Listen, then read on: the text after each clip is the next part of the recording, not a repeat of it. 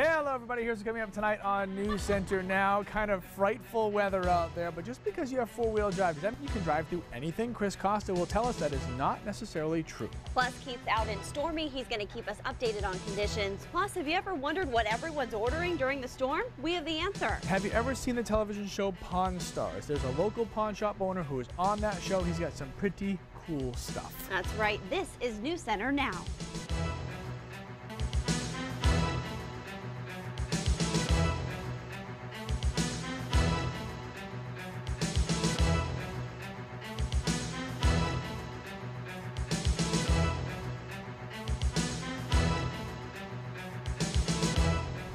All right, the storm is on its way out, leaving behind a fresh blanket of snow. The roads are still messy, but Public Works crews are certainly doing what they can to keep up with the mess. Hi, everybody. I'm Lee Goldberg. And I'm Lindsay Mills. This is Storm Center Now. For those of you watching on Facebook today, you will get to see the whole show, plus the behind-the-scenes look you normally see. Yeah, during Storm Center shows, we obviously like to get out as much information as possible, not just online, but on TV as well. And the guy with all the up-to-date information, at least we hope, is Keith Carson. Hey, Keith. Hey, Keith. He's out in stormy tonight near Freeport. Keith, what's the latest?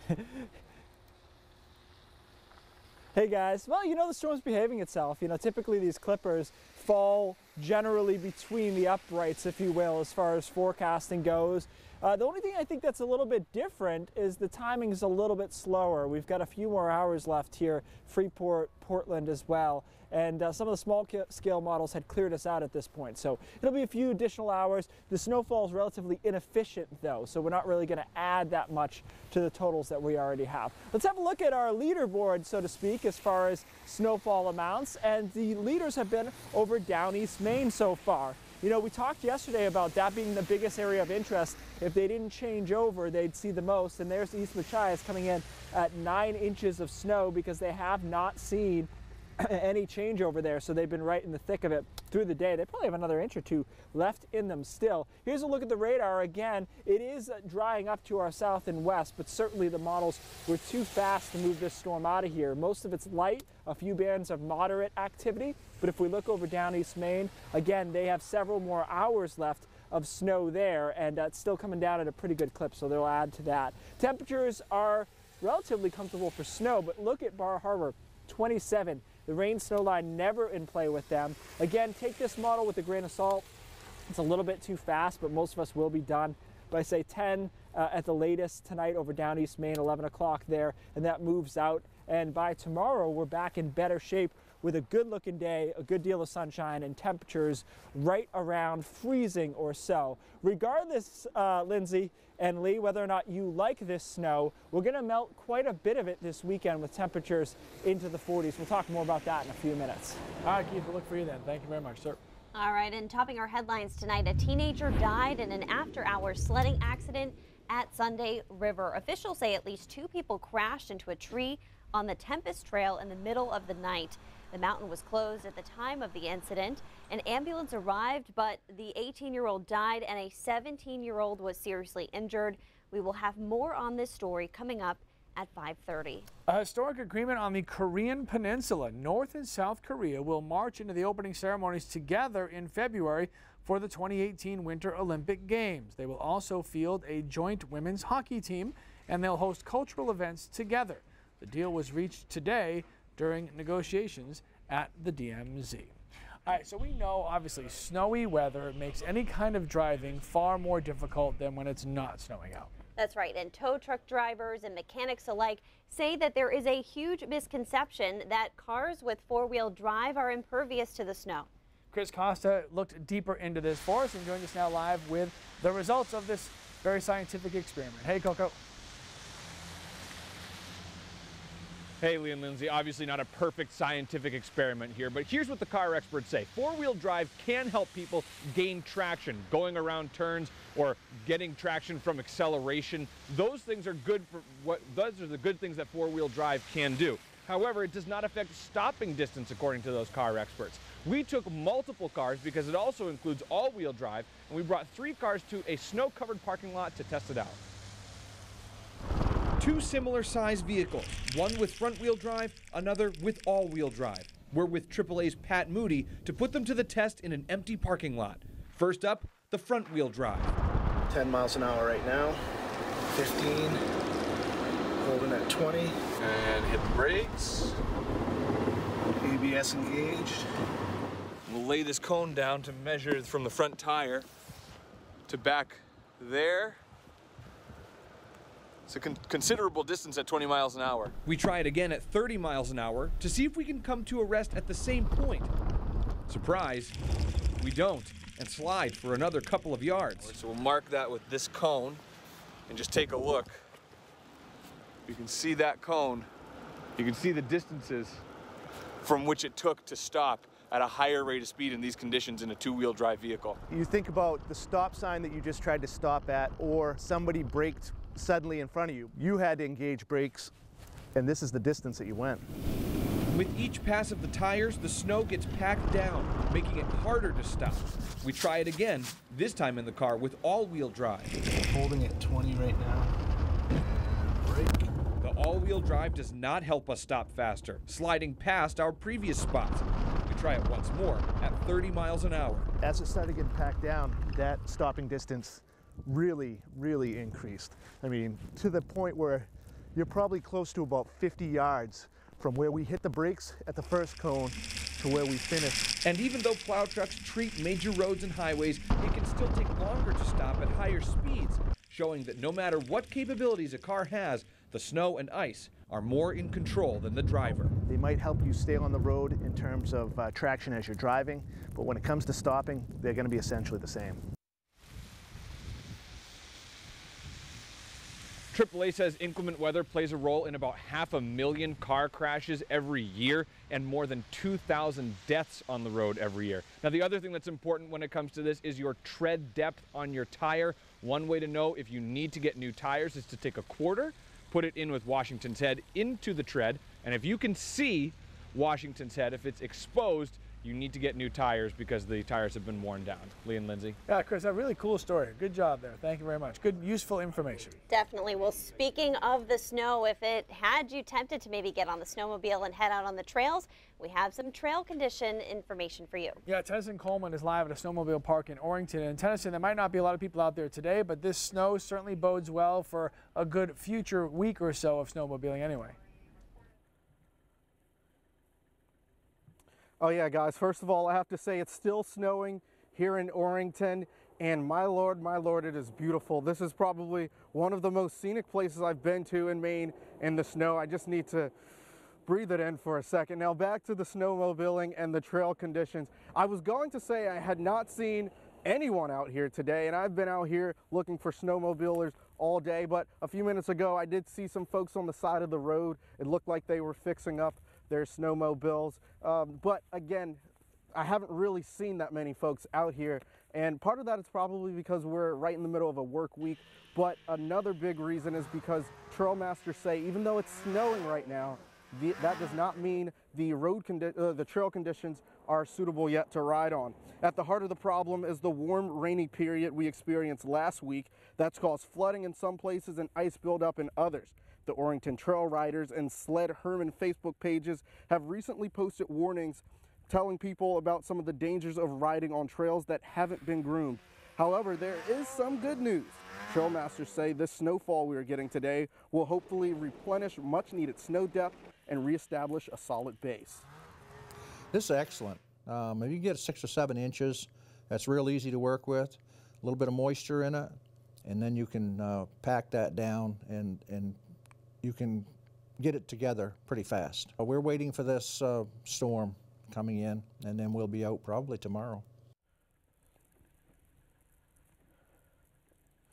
If you're wondering about trail conditions where you are, you can always check mainsnow.com. That's mesnow.com. Now, Trailmasters say they think riders will be out more toward the end of the week, but it's hard to tell right now. They say if temperatures stay below freezing, they encourage folks to get out, and that's some good news because we have some snowmobiling events coming up, including the Snowdio this weekend in Rangeley. Guys, back to you. All right, Tennyson Coleman, thanks so much. It truly is looking very beautiful out there. Well, Lee, you guys, have you ever wondered what the coldest city is in the world right now? Sometimes it feels like it could be here in Maine. But that's not so. We take you to a place that's so cold your eyelashes freeze. Plus, yeah, this is not normal stuff, but I have $10 items and I have $50,000 items and everything in between. Coming up, we'll take you to a unique pawn shop in Maine that's about to get some national attention on the very popular show, Pawn Stars.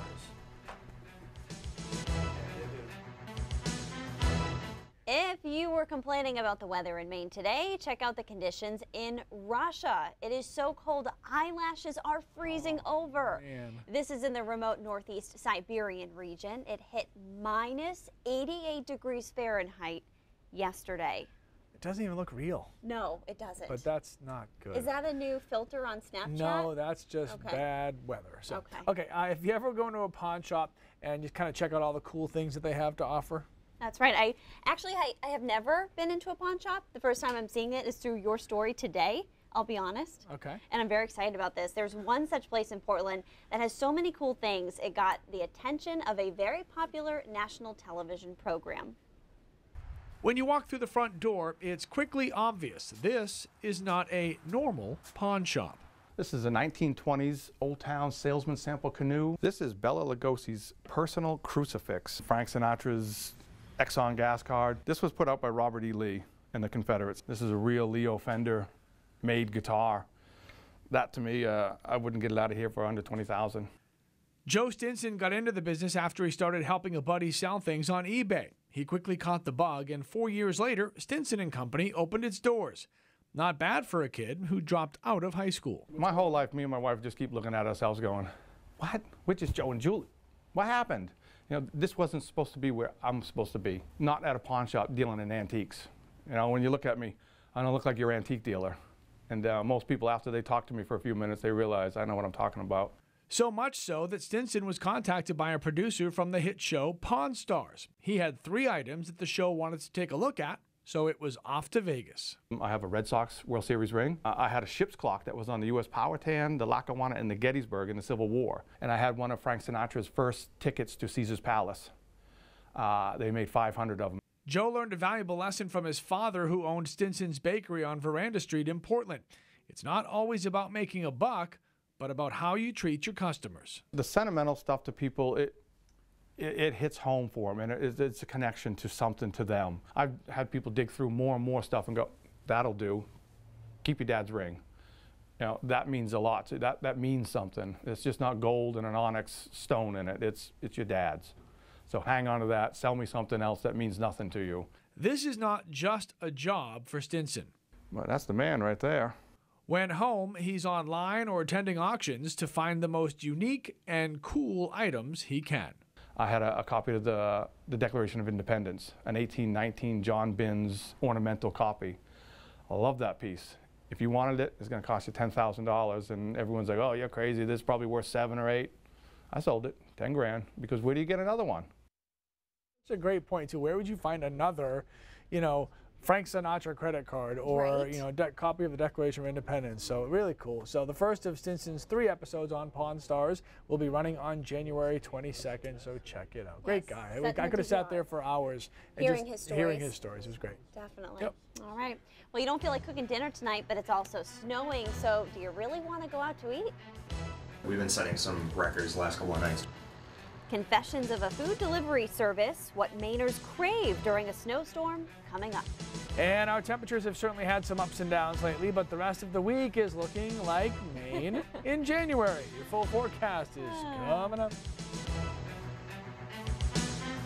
Our meteorologists were keeping a close eye on the down east today. Models couldn't decide if that part of the state would get some wintry mix or straight snow. Now that the storm has moved on, it's clear it was all snow. They had some of the highest totals in the state, about 9 inches of snow in East Machias.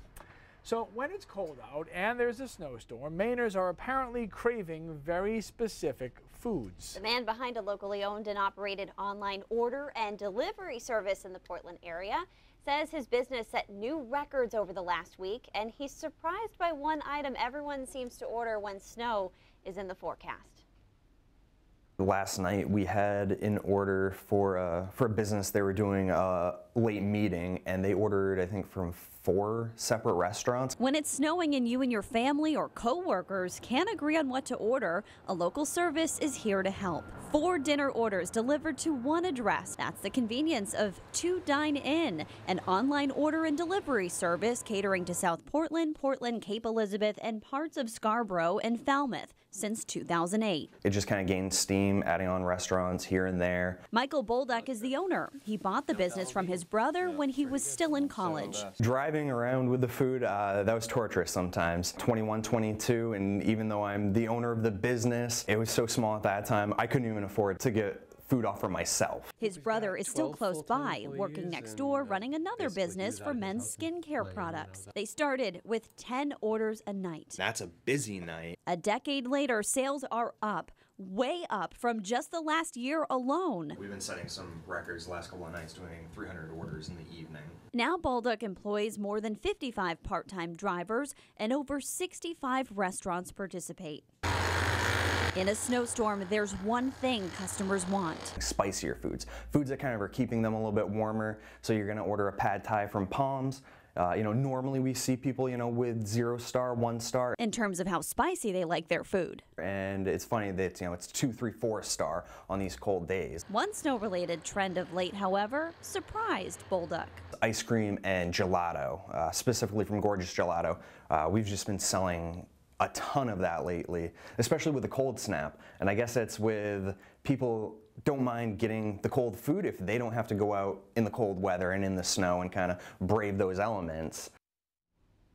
Okay, so you're probably wondering now what the fee is for the service, right? Okay, so it's $4.99 for deliveries to Portland and South Portland. For all other areas, it's $6.49. They take that increased fee and then give it right to the driver for gas. Such a simply brilliant idea. Also, restaurants work with 2 Dine In through commissions, so they are paying to be part of the service and get their restaurant listed as one of your choices. Great idea. Now I'm hungry all of a sudden. Okay, right? We're going to give you Keith Carson's forecast for free. You don't have to pay for this. No fees. No service charge. Just straight Keith, our gift to you.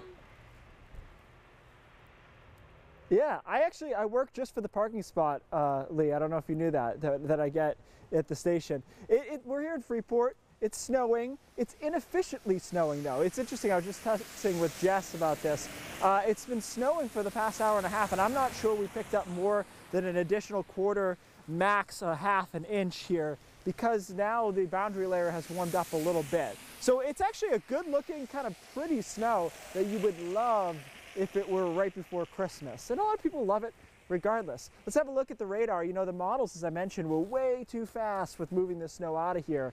They had us thinking that by 7 or 8 o'clock it'd be gone over southern Maine. That's just not going to be the case. You can see we've got a couple more hours. The back end is in sight, though, across western parts of New Hampshire and into, say, Haverhill, Massachusetts. So it's on the way. It's not going to change the forecast, really. It's just worth noting that it's a little bit behind as far as the timing of it goes. And the jackpot has been, as Lee mentioned, over down East Maine, where we thought maybe we'd get some mixing, but we have got no mixing at all. So as a result, they have 9.5 inches of snow already, Machias, Eastport, and they've got several more hours left to go. So they're going to do pretty well with this storm, better than almost anyone. What strikes me about this storm compared to the last one I was in, which was the blizzard, the winds are dead calm. You look at them, 5 miles an hour in Portland, 8 in Augusta, 7 in Bangor, compared to 50 miles an hour or so that we stood in 2 Thursdays ago there in that blizzard. So a much different, much more calm storm system where all you're really dealing with is just the snow, and it's a relatively lighter snow in a lot of places. So it hasn't been that bad to deal with. All right, if you take a look at our small scale model, again, it's too fast. There's no doubt about that. But the general idea is that it's out of here by 10 or 11 o'clock. That would be on the latest side of things. After that, tomorrow's a good-looking day, nice and bright, reflective because of the new snow, I bet, especially on all the trees. Temperatures end up around freezing. We get a little bit of melting just from the sun here and there. And then Friday's partly cloudy, temperatures around average for this time of the year. And then Saturday could be a mild day, but it's not going to be mild for everyone. We'll take another look at that in just a second. So additional snowfall amounts, generally 1-2 inches of snow. Look towards Bar Harbor, though, maybe 2.5 or 3 in addition to what you already have. The overall pattern, then, does loosen up and ridge out for the weekend. That has us on the warm sector side of things Saturday and Sunday. Get another storm next Tuesday, and then we should ridge back up for the late part of the weekend. So the pattern definitely changing to a less wintry one overall. Take a look at the high temperatures there on Saturday and Sunday into the 40s easily. I could even take the over on that in spots, 45 or so, I think, along the coastline on Saturday. And then Sunday, right around 40 to 42 degrees. It is worth noting, guys, that the forecast on Saturday, and more so on Sunday, will not be a total state forecast, which is to say that northern Maine will be significantly cooler on Sunday than southern Maine. So a place like Caribou will probably be 32 or 33 degrees. Southern Maine will be 44, 45 degrees. So there'll be quite a swing depending on where you are exactly in the state. And Lee, the Patriots game looks unusually mild, right around 50 degrees or so for kickoff, and even in the 40s through the end of the game. Sure, bring the team from Florida to New England. You can't even give them cold weather. All right, thanks a lot, Keith. All right, Cindy Williams joining us now with a look at what's coming up at 5:30. Hey, Cindy. Hey, anybody who has flown during the winter knows what this is like. You know, you're sitting on the runway and the pilot comes on and says, okay, we're going to be delayed for de-icing. Well, you want the plane to be de-iced in the winter. It's a good thing. It's really important. We're going to take you behind the scenes at the Portland Jetport, where they're showing us how they do that, and they do something really special that is making it much more friendly to the environment. So we'll check that out. Plus, we are going to get behind the wheel with a snowplow driver. Find out what it's like to clear the roads, especially with a lot of impatient drivers out there. And the snowy storytelling continues at 5:30. That's right. Cindy, thanks so much. All right, coming up next on Now, we're going to do something just for you, well, really because of you. We're going to show you some of the best photos sent in from you guys from today's snowstorm. Stay with us. It's a birth announcement that is going viral because the newest member of the family, well, it's a cat. Lucy Schultz posted a photo series to her Facebook page poking fun at baby announcement. And yeah, it has more than 700,000 shares. Yeah, did you see his face? Oh, I did. Oh my goodness. All right. Well, because Keith called this scenic snow, we wanted to take a look at your most scenic pictures. This is a great photo of the Penobscot Narrows from Pam and Joanna. She saw a deer in her backyard today. That picture is from Stonington, a beautiful place. And finally, a red bird in Lincolnville certainly stands out against the white snow.